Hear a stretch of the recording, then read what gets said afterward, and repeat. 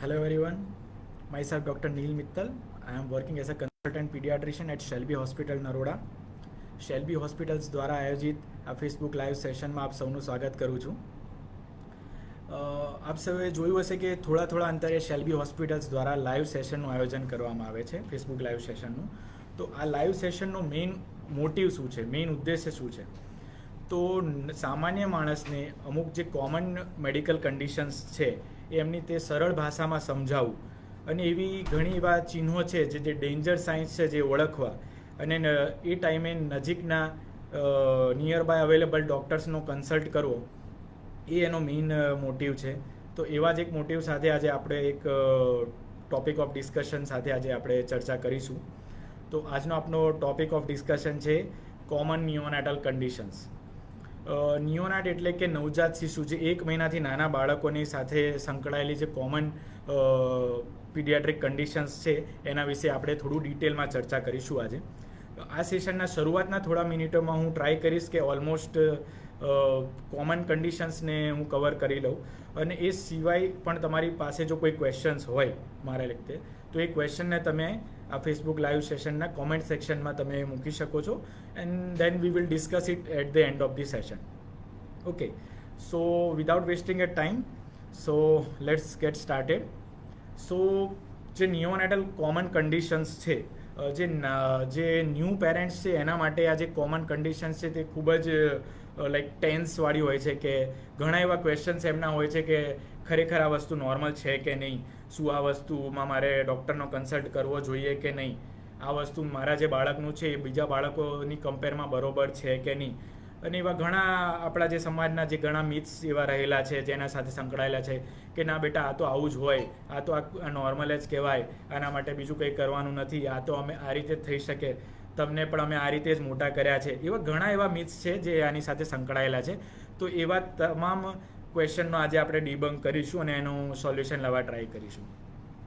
તો આ સેશનને આપણે સરળતાથી સમજવા માટે બાળકના હેડ એટલે કે માથાથી લઈને પગના ભાગમાં આપણે ડિવાઈડ કરીને ડિસ્કસ કરીશું, તો જેનાથી તમને સમજવામાં પણ સરળતા રહે, વત્તા કોઈ એવો ટોપિક છે જે વચ્ચે મિસ ના થઈ જાય. તો શરૂઆત કરીએ કે નવજાત શિશુના બાળકના માથાથી આપણે શરૂઆત કરીએ. તો બાળકના જે હેરનો પાર્ટ છે, ઘણીવાર એવું જોવા મળે છે કે 2 કે 3 અઠવાડિયાનું બાળક હોય અને એના હેર છે એ થોડા યલોઇશ પાર્ટ, થોડો પીળો ભાગ ગંઠાયેલો જોવા મળે, બરાબર છે. તો આને મેડિકલ ટર્મિનોલોજીમાં ઇન્ફન્ટાઇલ સેબોરિક ડર્મેટાઇટિસ તરીકે ઓળખવામાં આવે છે, અથવા એને ક્રેડલ ક્રેપ તરીકે પણ ઓળખવામાં આવે છે.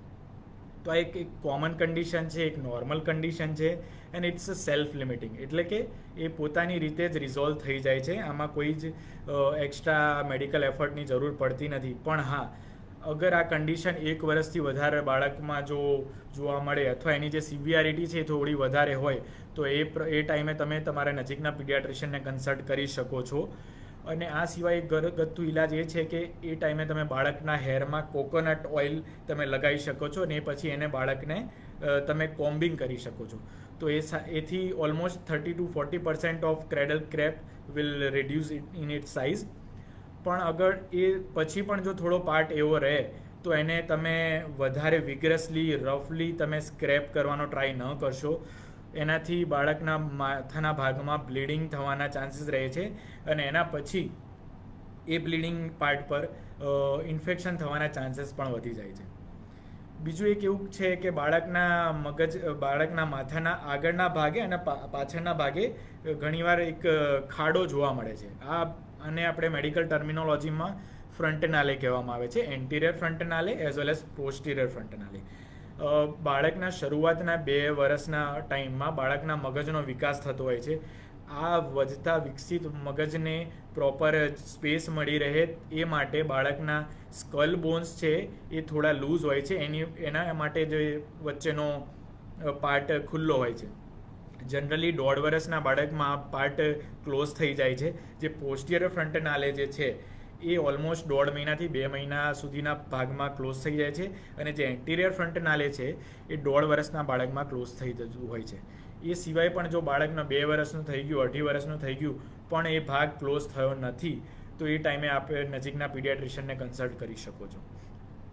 એ સિવાય એવી ઘણી કન્ડિશન હોય છે કે જેમાં એવું લાગે તમને કે બાળકનો મગજનો માથાનો ભાગ એ થોડો બીજા નોર્મલ બાળકો કરતાં મોટો છે, અથવા બાળકની આંખો થોડી નમેલી રહે છે, બાળકને થોડું ખેંચ જેવું લાગે છે, એના ભાગ એના શરીરના અંગો થોડા કડક કરી દે છે, તો આ કન્ડિશનમાં બાળકને હાઇડ્રોકિફેલસ એટલે કે મગજના ભાગમાં પાણી જમા થતું હોઈ શકે છે. તો આ કન્ડિશનમાં તમે એઝ અર્લી એઝ પોસિબલ તમારા નજીકના પીડિયાટ્રિશિયનનો કન્સલ્ટ કરવો જોઈએ. હવે આવી જઈએ થોડા નીચે એટલે કે આંખ સુધીમાં. તો ન્યૂબોર્ન બેબીની આંખમાં generally at 2 to 3 days of life બાળકના આંખના જે સફેદ ભાગ છે એમાં અમુક વાર થોડો હેમરેજિક પાર્ટ જોવા મળે છે, એટલે કે થોડો બ્લડ કલેક્ટ થયેલું જોવા મળે છે. એને મેડિકલ ટર્મિનોલોજીમાં સબકન્જક્ટાઇવલ હેમરેજ તરીકે ઓળખવામાં આવે છે. And that is completely normal. A self limiting છે, જાતે રિઝોલ્વ થઈ જાય છે. એના માટે કોઈ જ મેડિકલ એક્સ્ટ્રા એફર્ટની કોઈ જરૂર પડતી નથી. એ સિવાય ઘણીવાર એવું લાગે કે સાહેબ મારા બાળકના આંખમાં તો જે દેશી ભાષામાં કહીએ તો પિયા વળેલા હોય છે, પીળો ભાગ જમા થઈ જાય છે, આંખોમાંથી પાણી વધારે વહે છે, બરાબર. તો આ કન્ડિશનને જનરલી ન્યૂબોર્ન બેબીમાં જોવા મળે છે. એનું મેઇન કારણ એ છે કે બાળકના આંખ અને નાકની વચ્ચે એક ડક્ટ હોય છે, એટલે કે એક પાઇપલાઇન હોય છે, જેને મેડિકલ ભાષામાં નેઝોલેક્રાઇમલ ડક્ટ કહેવામાં આવે છે. સામાન્ય તરી જે બાળકની આંખના જે મોઇશ્ચરાઇઝ જે છે, જે લિક્વિડ છે, એને ડ્રેઇન કરવાનું કામ આ ડક્ટનું છે. ન્યૂબોર્ન બેબીમાં અથવા નિયોનાઇટલ એજ પીરિયડમાં આ ડક્ટ છે ક્લોઝ જોવા મળે છે અથવા એ બ્લોક થયેલો હોય છે. તો એ ટાઈમે બાળકની આંખમાં પિયા ફોર્મેશન જે ચીપડા વળે છે એ ફોર્મેશન થાય છે, અથવા લેક્રાઇમેશન એટલે કે બાળકની આંખમાંથી જે વોટરી ડિસ્ચાર્જ છે એ એક્સેસિવ પ્રમાણમાં જોવા મળે છે. તો આ પણ એક કોમન કન્ડિશન છે. ઇટ્સ સેલ્ફ લિમિટિંગ, પોતાની જાતે રિઝોલ્વ થઈ જાય છે. એના માટે તમે બાળકના આ જે નાક અને આંખની ભાગના વચ્ચેના પાર્ટમાં તમે મસાજ કરી શકો છો, એક એનું સોલ્યુશન છે. પરંતુ જો એક્સેસિવ પ્રમાણમાં હોય અથવા બાળકને આંખો લાલ થવા માંડે અથવા બાળકને ફીવર આવવાનો ચાલુ થાય તો એ ટાઈમે તમે નજીકના પીડિયાટ્રિશિયનને કન્સલ્ટ કરી શકો છો. હવે આવી જઈએ બાળકના ઘણીવાર બાળકોની આંખનો ભાગ થોડો પીળો જોવા મળે છે, એટલે કે જોન્ડિસ એટલે કે કમળો થાય છે. It's a very common condition. તો એનું આપણે થોડો ડિટેલમાં ચર્ચા કરીશું. Neonatal jaundice is a very common condition. બાળકનું જે લીવર છે એ શરૂઆતના પીરિયડમાં થોડું એટલું વેલ ડેવલપ નથી હોતું, તેથી ન્યૂબોર્ન બેબીમાં જોન્ડિસ હોવો એ ખૂબ જ કોમન કન્ડિશન છે. મોસ્ટ લાઇકલી શરૂઆતનું પહેલું અઠવાડિયું છે, પહેલાં 7 દિવસમાં આ જોન્ડિસ એ રિઝોલ્વ થઈ જાય છે. આ જોન્ડિસનો જે એક્સટેન્ટ છે એ શરૂઆત એની આંખથી થતી હોય છે, દેન ધીમે ધીમે ફેસ પર આવે છે, દેન છાતી પર, પેટ પર, થાઇસ પર, અને એના પછી પગ પર, અને પગના તળિયા પર જતું હોય છે. ઉપરથી નીચે જેમ જાય જોન્ડિસ એમ એની સિવિયરિટી વધતી હોય છે. જ્યારે પણ તમને એવું લાગે તમારા બાળકની આંખ પીળી છે અથવા ફેસ પીળું છે, તો એ ટાઈમે તમે તમારા નજીકના પીડિયાટ્રિશિયનનો કન્સલ્ટ કરી શકો છો. Most likely it will be self remitting, પણ અમુક એવા સિવિયરિટી, એવી કન્ડિશન, એવી એક્સટેન્ટ એવો વધારે હોય તો એ ટાઈમે તમારા પીડિયાટ્રિશિયને બાળકનો કમળાનો લોહીનો રિપોર્ટ કરાવી શકે છે. અને એની એક રેન્જથી વધારે જો કમળો હોય તો બાળકને ફોટોથેરાપી એટલે કે બ્લુ લાઇટ હોય એમાં બાળકને રાખવું પડતું હોય છે ફોર અરાઉન્ડ 24 to 48 hours. અને એના પછી બાળકના કમળાનો રિપોર્ટ ફરીથી રિપીટ કરાવવાનો હોય છે, બરાબર. It's also self limiting. પણ જો એક અઠવાડિયા પછી પણ લાઈક 10 દિવસનું, 15 દિવસનું થયું બાળક અને હજુ પણ જો બાળકનો કમળો સેમ છે અથવા બાળકનું જે સ્ટૂલ છે, જે મળ છે એ સફેદ કલરનું આવતું હોય, તો આ ટાઈમે તમારે તાત્કાલિક ધોરણે નજીકના પીડિયાટ્રિશિયનનો કન્સલ્ટ કરવો જોઈએ, કેમ કે આ લીવરની અધર ડેન્જરસ કન્ડિશન પણ હોઈ શકે છે. ઓકે, તો હવે થોડા નીચે આવી જઈએ અને વાત કરીએ નાક વિશે. તો ઘણીવાર બાળક ન્યૂબોર્ન બેબીમાં નેઝલ બ્લોકેજ એક વેરી કોમન કન્ડિશન છે. એવું બાળક પેરેન્ટ્સ એવા કમ્પ્લેન સાથે આવે છે કે મારું બાળક છીંક ખાય છે અથવા એના ખાંસી ખાય ત્યારે બહુ ગળગળ થાય છે, અથવા ફીડિંગ લે છે ત્યારે પ્રોપર એ બાળક ફીડિંગ કરી નથી શકતો. તો આમાં બાળકને નેઝલ બ્લોકેજ હોઈ શકે છે. બાળકનું નાક બંધ હોય અને બાળક મોઢેથી ફીડિંગ કરવા ટ્રાય કરે તો એને શ્વાસ લેવામાં તકલીફ થતી હોય છે. આનું એક કારણ નેઝલ બ્લોકેજ હોઈ શકે છે. Nasal blockage it's also very common and normal condition. એમાં તમે નોર્મલ સલાઈનના નેઝલ ડ્રોપ બાળકના નાકમાં નાખી શકો છો પીડિયાટ્રિશિયન ડૉક્ટરને કન્સલ્ટ કર્યા પછી. આવી કન્ડિશન લાગે ત્યારે તમે નજીકના પીડિયાટ્રિશિયનનો કન્સલ્ટ કરી શકો છો. ઓકે, હવે વાત કરીએ બાળકના મોઢા વિશે, તો ઘણીવાર એવું લાગતું હોય કે બાળકના જન્મજાત શિશુ જન્મેલા બાળકના પણ મોઢામાં દાંત હોય છે, જોવા મળે છે. યસ, એને નેટલ ટીથ તરીકે ઓળખવામાં આવે છે. ઇટ્સ ઓલ્સો કોમન કન્ડિશન, એમાં પણ કંઈ જ કરવાનું નથી. પણ હા, એવું લાગે કે ભાઈ ફીડિંગ કરાવતા ટાઈમે મધરને થોડું અનકમ્ફર્ટેબલ ફીલ થાય અથવા થોડું પેઇન ફીલ થતું હોય, તો એ ટાઈમે તમે તમારા નજીકના ડેન્ટિસ્ટનો કન્સલ્ટ કરી શકો છો. હવે વાત કરીએ નીચે જઈને, હવે વાત કરીએ બાળકના ચેસ્ટ પાર્ટમાં. તો ઘણીવાર એવું થાય કે ન્યૂબોર્ન બેબીના 2 to 3 ડેઝમાં બાળકના જે બ્રેસ્ટ હોય એનું એન્લાર્જમેન્ટ જોવા મળે, કે બંને જે સાઈડના જે બ્રેસ્ટ છે એ છાતીનો ભાગ થોડો વધેલો જોવા મળે. પણ this is also normal and common condition. માતાના જ્યારે પેટમાં હોય છે ત્યારે બાળક અમુક મધરના જેવા હોર્મોન્સ જે છે જે બેબીમાં ટ્રાન્સમિટ થતા હોય છે ને, એ પણ એક સેલ્ફ લિમિટિંગ છે અને એ પણ પોતાની જાતે જ રિઝોલ્વ થઈ જાય છે. પણ હા, કોઈ એક સાઈડનો ભાગ થોડો વધારે મોટો જોવા મળે, છાતીનો ભાગ, અથવા થોડું રેડનેસ વધારે જોવા મળે, અથવા પસ ફોર્મેશન એટલે કે પરુ જમા થયેલું જોવા મળે, તો એ ટાઈમે તમે તમારા નજીકના પીડિયાટ્રિશિયનનો કન્સલ્ટ કરવો જોઈએ. કારણ કે આ કન્ડિશનમાં એ પર્ટિક્યુલર પાર્ટમાં ઇન્ફેક્શન હોવું બી વેરી કોમન છે. હવે વાત કરીએ બાળકના પેટના ભાગ વિશે. તો ઘણીવાર બાળકનો જે નાભીનો ભાગ છે, ઓકે, તો એ નાભીનો ભાગ થોડો મોટો થયેલો જોવા મળતો હોય છે. ઓકે, તો જ્યારે બાળક મમ્મીના પેટમાં હોય છે ત્યારે માતા અને બાળકની વચ્ચે એક અમ્બલાઇકલ કોર્ડ કનેક્ટેડ હોય છે, એક ટ્યુબ કનેક્ટેડ હોય છે, જેમાં જે મમ્મીના જે બ્લડ છે એ અને બચ્ચાના બ્લડનું સર્ક્યુલેશન થતું હોય છે, એઝ વેલ એઝ જે ન્યુટ્રિટિવ પાર્ટ છે એનું સર્ક્યુલેશન પણ એ જે અમ્બલિકલ કોર્ડથી થતું હોય છે. આફ્ટર ડિલિવરી આ અમ્બલિકલ કોર્ડ એ ડૉક્ટર કટ કરતા હોય છે, અને અમુક બાળકોમાં જે અમુક પ્રીટર્મ બાળક હોય અથવા જે બચ્ચાનું બર્થ વેટ ઓછું હોય, એ બાળકમાં જે અમ્બલિકલ કોર્ડ છે એ જે નાભીનો પાર્ટ છે થોડો મોટો થયેલો જોવા મળતો હોય છે. ઓકે, આને અમ્બલિકલ હર્નિયા તરીકે ઓળખવામાં આવે છે. It's also very common condition, it's a normal condition. Okay, generally જ્યારે જેમ જેમ બાળકનું વજન વધે અને બાળકના પેટના રહેલા જે મસલ છે એ વેલ ડેવલપ થાય, ત્યારે આ પાર્ટ સેલ્ફ રિઝોલ્વ થઈ જતું હોય છે. ઘણા એવું કહેતા હોય છે, ઘણી એવી માન્યતા હોય છે કે સાહેબ આ પાર્ટ પર કોઈ એક ટ્યુબ લગાવીએ કે કોઈ એક સિક્કો લગાવીને દબાવી દઈએ અને કોઈક બાંધી દઈએ તો આનાથી જલ્દી રિઝોલ્વ થાય. આવું નથી થતું. આવી કોઈ પણ ટાઈપની પ્રેક્ટિસ ના કરવી જોઈએ. આનાથી બાળકને વધારે અનકમ્ફર્ટેબલ ફીલ થતું હોય છે, અને ઘણીવાર જે અમ્બલિકલ હર્નિયા છે એનું ઓબ્સ્ટ્રક્શન પણ જોવા મળતું હોય છે, ને આ severe it's a very danger sign, અને આ ટાઈમે તાત્કાલિક ઓપરેશન કરવું પણ પડતું હોય છે. તો આ ટાઈપની તમામ પ્રેક્ટિસો આપણે અવોઇડ કરવી જોઈએ. રેગ્યુલર પીડિયાટ્રિશિયનને ફોલોઅપમાં બતાવવું જોઈએ, અને એક પર્ટિક્યુલર એક એજ પછી ડૉક્ટર જ તમને કન્સલ્ટ કરશે કે આ બાળકને ઓપરેશનની જરૂર છે કે નહીં. ઓકે, હવે ઘણીવાર એવું થતું હોય છે કે ઘણાની એવી કન્ડિશન કે સાહેબ મારું બચ્ચું ફીડિંગ પછી એને વોમિટિંગ થાય છે, જેને કહેવાય ને કે સ્પીટિંગ કરે છે, થોડું દૂધ બહાર કાઢી દે છે. આ પણ એક વેરી કોમન કન્ડિશન છે. It's known as reflux, neonatal reflux. ઘણા પેરેન્ટ્સની એવી બી કમ્પ્લેન હોય છે કે સાહેબ જેટલી વાર ફીડિંગ લે છે એટલી વાર સંડાસ કરે છે, જેટલી વાર ફીડિંગ લે તાત્કાલિક એને પોટી કરી દે છે. તો આ પણ એક કોમન કન્ડિશન છે, અને ગેસ્ટ્રોકોલિક રિફ્લેક્સ તરીકે ઓળખવામાં આવે છે. It's a normal condition. Okay, અને જે આપણે એની પહેલાં વાત કરી જે રિફ્લક્સ છે એ પણ એક કોમન કન્ડિશન છે. બાળકને દર 2 થી 3 કલાકે ફીડિંગ આપ્યા પછી બાળકને બર્પિંગ કરાવવું જોઈએ. એટલે બાળકને પોતાના ખભા પર રાખીને એનું પેટ દબાય એ રીતે રાખીને એને બર્પિંગ કરાવવું જોઈએ, જેથી જે અંદર પેટમાં રહેલો જે ગેસ છે એ ગેસ એ પોતાના ઓળકાર ખાઈને બહાર નીકળી જાય, અને આ તમામ ટાઈપના રિફ્લક્સ એ દૂર થઈ શકતા હોય છે. હવે વાત કરીએ ડાયરિયા વિશે. જે ન્યૂબોર્ન બેબીની જે સ્ટૂલ પેટર્ન છે એ થોડી નોર્મલ હ્યુમન કરતાં થોડી ડિફરન્ટ રહે છે. નોર્મલ બાળક એ દિવસમાં 5 થી 7 વાર પણ સંડાસ જઈ શકે છે, અથવા 4 થી 5 દિવસમાં પણ એકવાર સંડાસ જઈ શકે. That is totally normal if there is no any other danger signs. એવા ડેન્જર સાઇન્સ કયા છે? તો સપોઝ જો બાળક દિવસમાં 4 થી 5 વાર સંડાસ કરે પણ ફીડિંગ બરાબર લઈ લેતું હોય, 2 થી 3 કલાકે ફીડિંગ લઈ લે છે, ફીડિંગની વચ્ચે બાળક બરાબર સૂઈ જાય છે, બાળકનો જે યુરિન આઉટપુટ છે, જે કે પેશાબ છે બરાબર થાય, પેશાબ બી બરાબર પ્રમાણમાં કરે છે, એનું બરાબર વેઇટ ગેઇન થઈ રહ્યું છે, બાળકનું વજન બરાબર વધી રહ્યું છે, તો આ તમામ કન્ડિશનમાં it is a very normal. બરાબર.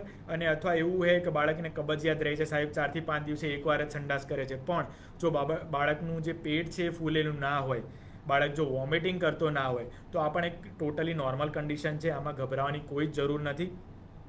પરંતુ જો બાળક ફીડિંગ બરાબર ના લે, ફીડિંગના વચ્ચેના ટાઈમમાં વધારે લોંગ પીરિયડ ઓફ ટાઈમ સૂતું રહે, ફીડિંગ લેતા ટાઈમે સૂઈ જાય, બાળકનું વજન ઘટતું જોવા મળે, અથવા બાળકનો પેશાબ થોડો ઓછો જોવા મળે, કે રેગ્યુલર જે રીતે પેશાબ કરે છે એનાથી થોડો ઘટેલો પેશાબ લાગે, કે એટલો બરોબર પેશાબ થતો નથી, એવી કોઈ બી કન્ડિશન લાગે તો એ ટાઈમે તમે તમારા નજીકના પીડિયાટ્રિશિયનનો તાત્કાલિક કન્સલ્ટ કરવો જોઈએ.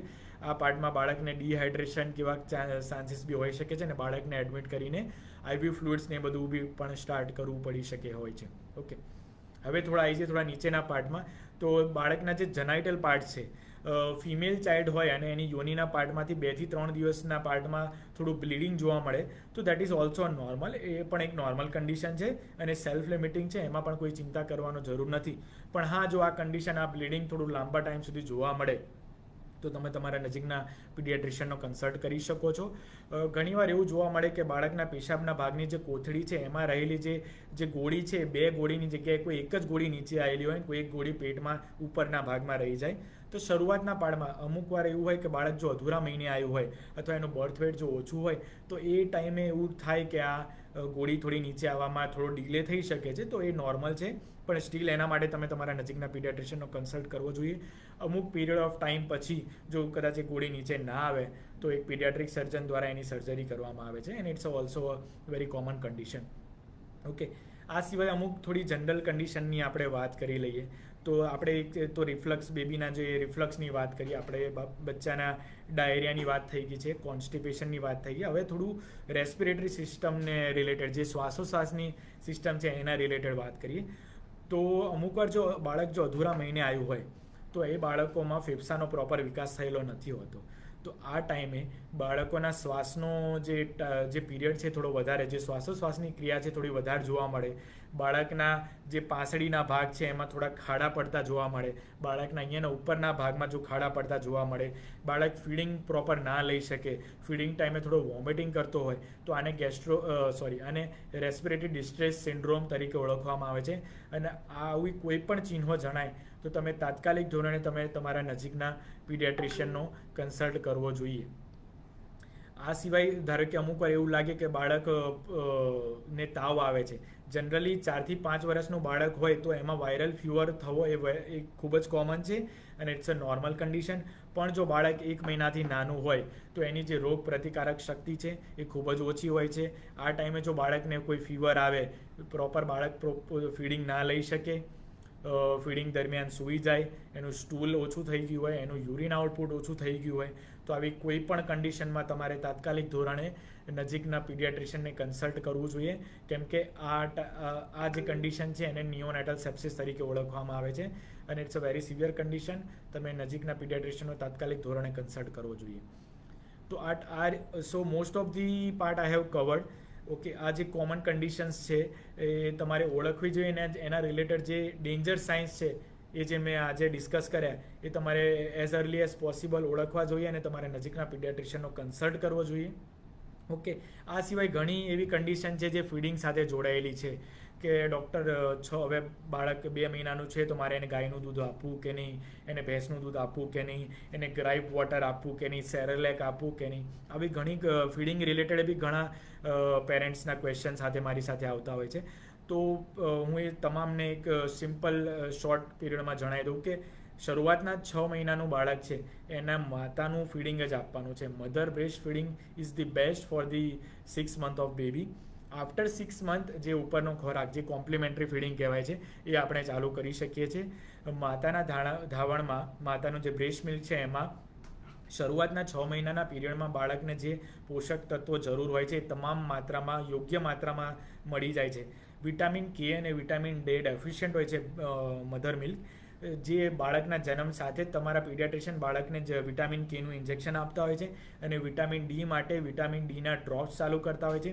જે ડ્રોપ્સ પ્રોપર ડોઝમાં પીડિયાટ્રિશિયનના કન્સલ્ટ કર્યા પછી 1 યરની એજ સુધી તમારે ચાલુ રાખવાના હોય છે. બરાબર. આ સિવાય બીજો ઉપરનો કોઈ જ પણ ખોરાક 6 મહિના સુધીના બાળકને આપવાના નથી હોતો. 6 મહિના પછીના બાળકને ધીમે ધીમે ઉપરથી કોમ્પ્લિમેન્ટરી ફીડિંગ આપવાના હોય છે. કોમ્પ્લિમેન્ટરી ફીડિંગ અને ન્યૂબોર્ન ફીડિંગ વિશે આપણે આની પહેલાંના પ્રીવિયસ સેશનમાં આપણે ડિટેલમાં ડિસ્કસ કરેલું છે. જે વિડીયો આપ સૌ ફેસબુકમાં જઈને નરોડા શેલ્બી હોસ્પિટલના ફેસબુક પેજમાં આપ સૌ જોઈ શકો છો. કોમ્પ્લિમેન્ટરી ફીડિંગ પર આપણે બહુ ડિટેલમાં એના વિશે ડિસ્કસ કરેલું છે. ઓકે, તો yeah almost most of the common condition મેં કવર્ડ થઈ ચૂકી છે. એ સિવાય આપ સૌના જો કોઈ ક્વેશ્ચન હોય તો આપણે ફેસબુકના લાઈવ સેશનના જે કોમેન્ટ સેક્શન છે એમાં આપ મૂકી શકો છો.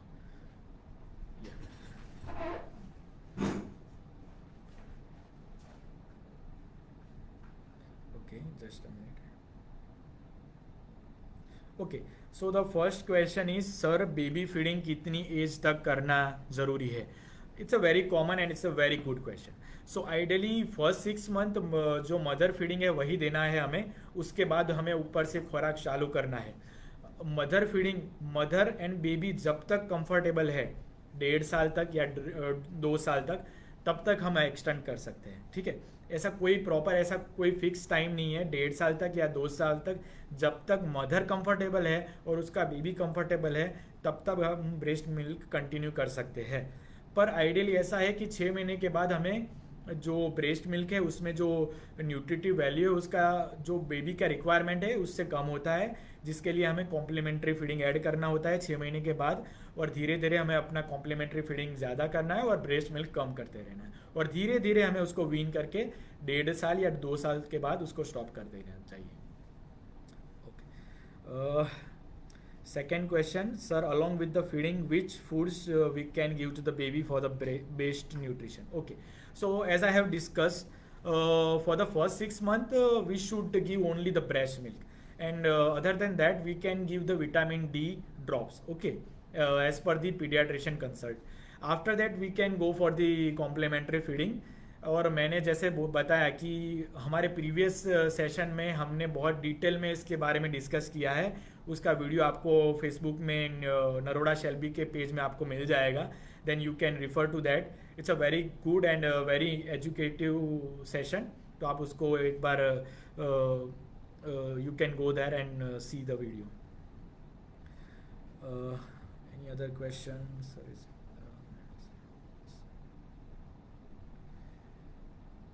Okay, a very good question. Sir, is it safe to make a kajal in a baby's eye? So, it is totally, you should not put a kajal in a baby's eye.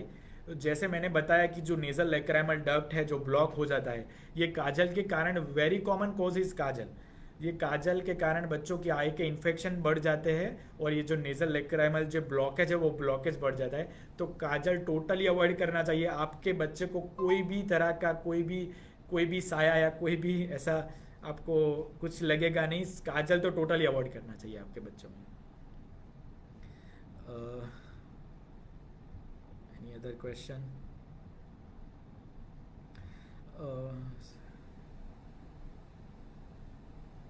Okay, ये question है कि sir मेरी बच्ची 14 साल की है, खाना अच्छे से खाती है मगर हेल्थ नहीं बढ़ती है और इम्यूनिटी बहुत कम है. ओके, सो हमारे जो पेरेंट्स हैं उनमें एक तो ऐसा रहता है कि बच्चे को थोड़ा वायरल इन्फेक्शन हो गया तो उसका इम्यूनिटी कम है, मगर ऐसा नहीं होता है. शुरुआत के जो एज है उस टाइम में जो एनवायरनमेंट में जो वायरस, जो कॉमन वायरस और जो बैक्टीरिया है उसके बच्चा जो एक्सपोजर होता है तो उस टाइम में बच्चों को फीवर आना, 2-3 दिन के फीवर आना या फिर कफ कोल्ड हो जाना, इट्स वेरी कॉमन. ठीक है, तो बॉडी है जो उसके उस वायरस के अगेंस्ट जो इम्यूनिटी बना रहा है तो उसके कारण बच्चों में फीवर आता है. तो ये फीवर आना ये it's a very common, it's a normal. अगर बच्चा फीवर के बीच में खेल रहा है, अच्छे से खाना अच्छे से खा रहा है, तो ये जो फीवर है वो वायरल फीवर है, तो उसमें कोई टेंशन लेने की बात नहीं है. तो बच्चे की कोई ऐसी इम्यूनिटी कम नहीं है. मगर अच्छा, अगर ऐसा लगे कि बच्चा का वेट बढ़ नहीं रहा है, अगर बच्चे का वेट कम हो रहा है, बच्चों को थोड़े थोड़े टाइम पे ही ये कफ कोल्ड हो रहा है, उसको डायरिया ज़्यादा हो रहा है, उसका वेट नहीं बढ़ रहा है, तो इस टाइम पे आप नज़दीक के पीडियाट्रिशियन को कंसल्ट कर सकते हैं for the for the immunity purpose. Okay, और जैसे कि आप पूछ रहे हैं कि 14 साल की है पर उसका खाना अच्छे से खा रही है पर वेट नहीं बढ़ रही है, तो बच्चों का जो वेट होता है उसके बर्थ वेट के अकॉर्डिंग एज ए ट्रेंड में बढ़ता है. कई बार एज अ पेरेंट हमको लगता है कि बच्चे का वेट प्रॉपर नहीं बढ़ रहा है, मगर आप जैसे ही फॉलोअप में, जैसे रेगुलर फॉलोअप में अपने पीडियाट्रिशियन को बताते हो तो वो आपके बच्चे का वेट एक मेजरमेंट करते हैं। अगर एक ट्रेंडिंग में अगर बच्चे का वेट प्रॉपरली बढ़ रहा है, और ऐसे कई ऐसे चार्ट्स है Indian academy of paediatrics and WHO द्वारा जो ग्रोथ चार्ट प्रोवाइड किए गए हैं, तो जो इंडियन बेबीज है उनके अकॉर्डिंग जो ग्रोथ चार्ट्स है, तो उसमें बच्चे का वेट कंपेयर करके हम देख सकते हैं कि बच्चे का वेट एक प्रॉपर हेल्थी बेबी में फॉल करता है कि नहीं। अगर उस जो ट्रेंड है उससे अगर कम हो रहा है तो डेफिनेटली आपको अपने नज़दीकी पीडियाट्रिशियन का कंसल्ट करना चाहिए। ओके, और एक it's a very good question sir, autism child care के लिए गाइड करें प्लीज़। तो ऑटिज़म ये है, तो आजकल ऑटिज़म बहुत ही कॉमन हो गया है आफ्टर कोविड, और मोबाइल फ़ोन के बढ़ते हुए यूज़ के कारण जो स्क्रीन टाइम बढ़ रहा है, तो और उसके कारण बच्चों में जो है ऑटिज़म का वो बहुत ज़्यादा केसेस, इवन रेगुलर ओपीडी में भी हम ऑटिज़म के केसेस बहुत ज़्यादा प्रमाण में देख रहे हैं।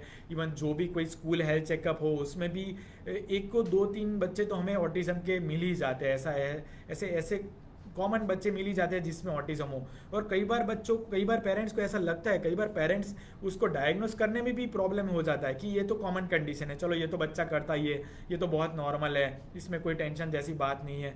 बच्चा थोड़ा अगर ऐसा लगे कि बच्चा ऑटिज्म के लिए बात करें तो ऑटिज्म के ऐसे कई सिम्टम्स है, जैसे कि बच्चा नॉर्मल बच्चों के कंपेयर में थोड़ा बोलना लेट सीखता है। अगर नॉर्मल जैसे कि बच्चों के साथ वो खेल नहीं रहा है, ग्रुप एक्टिविटी नहीं कर रहा है, वो खुद में ही अपने खुद से खेल रहा है, कोई उसका जो कम्युनिकेशन है, जो सोशल कम्युनिकेशन है वो ठीक से नहीं हो पा रहा है। अगर आप बच्चे को बुलाते हो और वो उसको ठीक से आपको रिस्पॉन्ड नहीं करता है, ठीक है, ये सब सारे चिन्ह ऑटिज्म के हैं। और ऑटिज्म जैसा आप कभी भी आपको लगे तो उस टाइम आपको नज़दीकी पीडियाट्रिशियन का कंसल्ट करना चाहिए। जैसे कि आपने बोला कि कौन कैसे कि केयर क्या ले ऑटिज्म के चाइल्ड में, तो ऑटिज्म के चाइल्ड में हमें उसे ऑक्यूपेशनल थेरापिस्ट, स्पीच थेरापिस्ट को दिखा सकते हैं। उनकी स्पीच थेरापी चलती है, थोड़ा लॉन्ग पीरियड ऑफ टाइम चलता है, तो we will see the improvement in the autism child. और अगर ज़्यादा थोड़ा हाइपर एक्टिव लगे तो उसके अकॉर्डिंग बच्चा अगर ऐसा कोई भी सिम्टम लगे तो पीडियाट्रिशियन इसके रिलेटेड कोई पर्टिकुलर दवाई भी चालू कर सकते हैं। ठीक है, any other question? Okay fine, so it was a very good session. और फिर if you still have any other question you can definitely put it in a comment section, we will get back to you. हम वापस आएंगे और आपके question, आपके जो comment section है उसके हम आंसर करने के लिए ट्राई करेंगे। इसके अलावा भी अगर आपको कोई क्वेश्चन लगे और ऐसी कोई भी दुविधा लगे, कोई भी अगर आपको डेंजर साइन लगे, तो आपको बेझिझक आपके नज़दीक के पीडियाट्रिशियन को कंसल्ट करना चाहिए। पूरे हमारे सिटी में हमारे different branch of Shelby hospital में हमारे पास एक्सपर्ट पीडियाट्रिशियन की टीम अवेलेबल है। We will definitely look after it. If you have any query, do not hesitate to come to us. And yeah, thank you.